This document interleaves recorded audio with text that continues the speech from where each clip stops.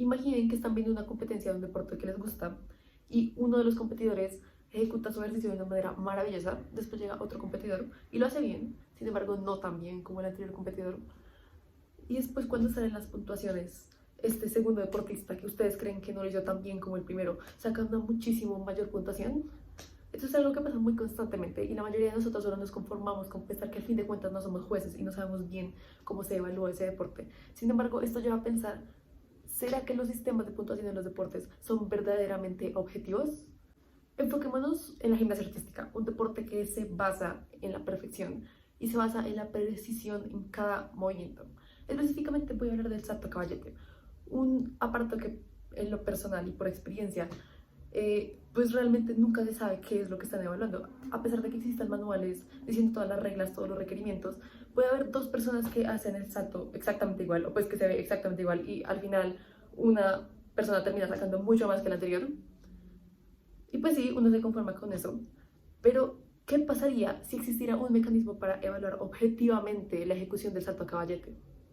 Y me puse a pensar, en un salto a caballete se forma un movimiento parabólico. Y por medio de ese movimiento parabólico, tal vez sería posible evaluar la ejecución del salto a caballete.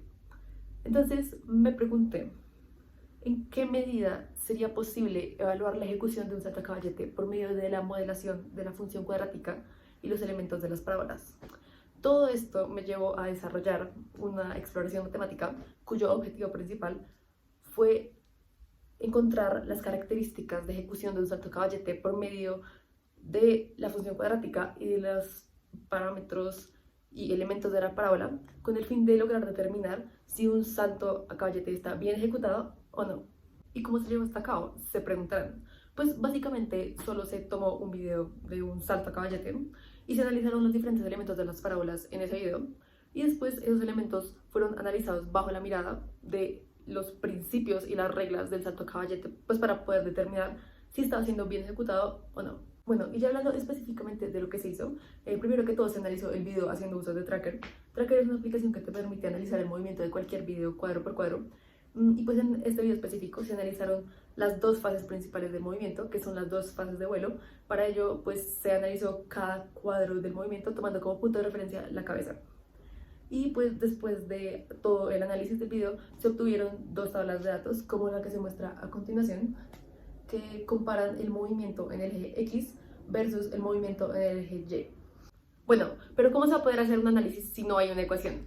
Básicamente, para hallar la ecuación que mejor se ajusta a la parábola, si se usa de un modelo de regresión cuadrática, como se muestra a continuación. Partiendo de los datos que ya teníamos, se hallaron cada uno de los parámetros del modelo de regresión, y después, haciendo uso de estas fórmulas, se hallaron los parámetros A, B y C para la ecuación de la parábola. Ya teniendo la ecuación, podemos hallar la altura de cada movimiento. Para ello se halló el vértice. Primero, haciendo uso de la fórmula del eje de simetría, se halló el parámetro h, y después se evaluó este parámetro h en la fórmula primitiva para poder hallar el k, que corresponde a la altura. Y después, para hallar el alcance de cada movimiento, haciendo uso de la fórmula cuadrática, se hallaron los parámetros p y q, y después, haciendo uso de la fórmula de distancia entre puntos, se pudo hallar el alcance de cada movimiento. Posteriormente se halló P, el foco y el eje de simetría. Y a partir de estos datos se pudo hacer una modelación de algunas de las cuerdas focales, como se muestra acá a continuación, y también algunos de los radios de la parábola. Bueno, ¿y qué fue lo que se encontró?